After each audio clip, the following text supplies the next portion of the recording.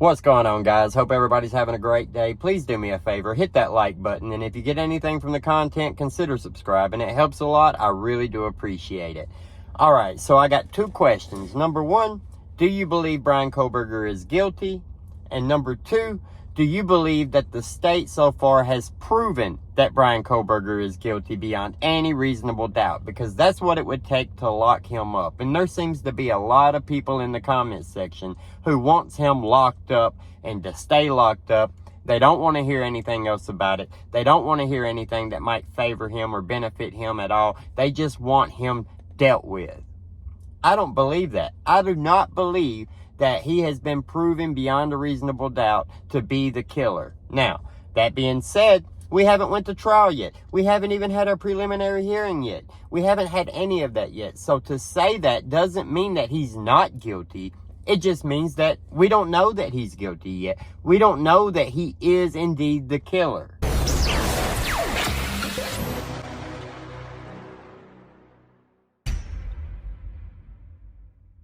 Was he involved? Maybe, possibly. It sure seems like it with him leaving his house at 3 o'clock. The murders seem to have took place around 4 o'clock. After the murders have taken place, his phone is back on and he's traveling again away from the area. It looks bad. It looks bad that his DNA is on an item connected to the murders. It looks bad. It looks bad that his phone has pinged in or around that location 12 times before the murders and then never again after the murders. It looks bad, right?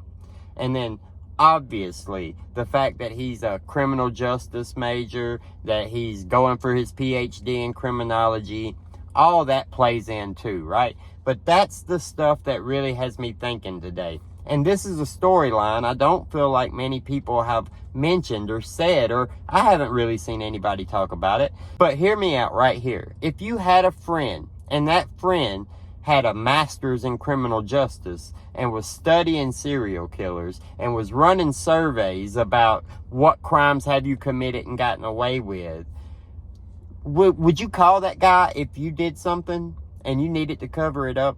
Wouldn't he be the exact type of person that you would call to help get you out of a bind if you found yourself in that situation? Now, I know all the people are going to be like, well, I wouldn't be in that situation. I would never kill anybody. Well, I'd hope not. I'd hope not. But I'm just saying, just for example purposes only, if you did find yourself in the situation where you had murdered somebody and you needed help, who would you call? If you had a friend that had those accolades, that had that education, that had that background, that had those interests, is that the person you would call? It would be for me. That's all I'm saying. And I mean, we do have the fact that he asked, who else has been arrested?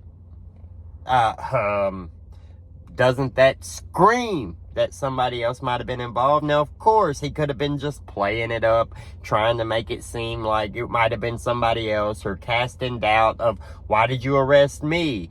Or he could have been playing it up to try to make it sound like he had help when he didn't. It could have been a ruse, right? But we can't just ignore that he said it. It's gonna make you feel like somebody else could have been involved. Was he helping somebody? Did he have an accomplice? Was he the accomplice? We have a very strange situation, right? It doesn't make sense. Why did this girl hear all this stuff? What all did she hear? Is she pretending she didn't hear these other things when we know that 2 of the victims were awake?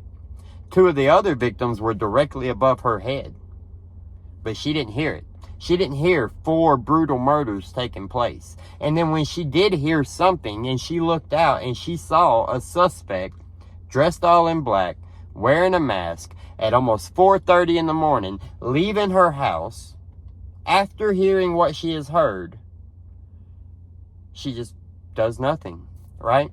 And then around 10 o'clock the next morning, she's texting friends, trying to get people to come over to check things out. Well, if you went to sleep drunk at 4:30 and then you're back awake at 10 o'clock, does that make sense to you? But she's up at 10 o'clock in the morning. Apparently, she never leaves her room.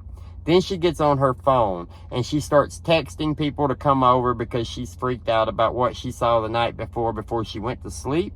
Or before she went back in her room and sat there scared for hours even though she had her phone?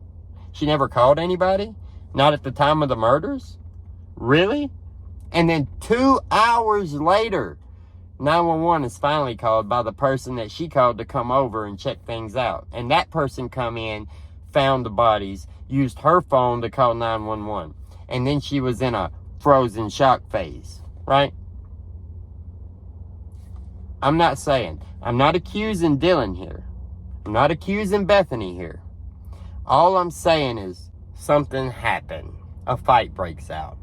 Somebody goes up in the middle of the night and they murder 2 of their friends. They come downstairs, they murder 2 more of their friends. Imagine that happened. Now, that person is scared. That person is freaking out. They don't know what to do. They just went into a fit of rage and committed murders. They have absolutely no idea where to go from here. Now, we can say drugs are involved. We can say alcohol is involved. Give yourself whatever description you need to make a situation like that happen. And if you want to pretend that situations like that don't happen, people kill their own children. To pretend that a friend wouldn't kill another friend is insane. So let's not even pretend that it's not possible. Let's just say that's what happened. Okay? What would you do in that situation? Would you call that friend who has the background, the education? You know you can trust them because maybe you deal drugs together. Maybe you sell drugs to them. Maybe they sell drugs to you. Maybe. Who knows? Would that not make sense? Now, I know. The haters are going to come in and they're going to say, the police would have already discovered this. Would they? I mean, if you're smart, would they? If you had burner phones, if you were dealing drugs, wouldn't you have a phone that you use that's not connected to your name? Prepaid cell phones that can't be tracked like that because, hey, nobody knows who it's even registered to. It's just a burner, right? That's why they call them burners. You can throw that phone away. Nobody will ever know that it was yours. That's what happens these days. How do we know that there was no communication that way? How do we know? We don't know. Just like we don't know that Bryan Kohberger is guilty of the crime yet. Will he be proven guilty? Possibly. Possibly. But he's innocent until then. And that's the basis of the videos. It's okay to take Bryan Kohberger because police have said this is a lot of strange activity. We believe he might be guilty. So it's okay to drag him through the mud. It's okay to say that he did it. There's no chance he didn't do it. Everything lines up that he did it. But if I could tell you that story and I could paint that picture that one of the roommates did it and had Bryan come help them clean it up, I mean, aren't you stuck in the same situation there? Or would you like to have proof that it happened? Right? Proof that it happened. Prove to me that Bryan Kohberger is guilty. Put that knife in his hands. Give me some kind of motive. Give me something that makes me say, yes, I believe he did it. I don't believe there's any doubt that he's the one that did it. That's all I'm asking for. Prove it to me. Maybe we'll get that in court. Maybe we won't. I'd like to know what you guys think down in the comments below. Like the video. Subscribe to the channel to see more. Hit that notification bell so you'll get notified anytime I post. Have a great day. We'll see you later.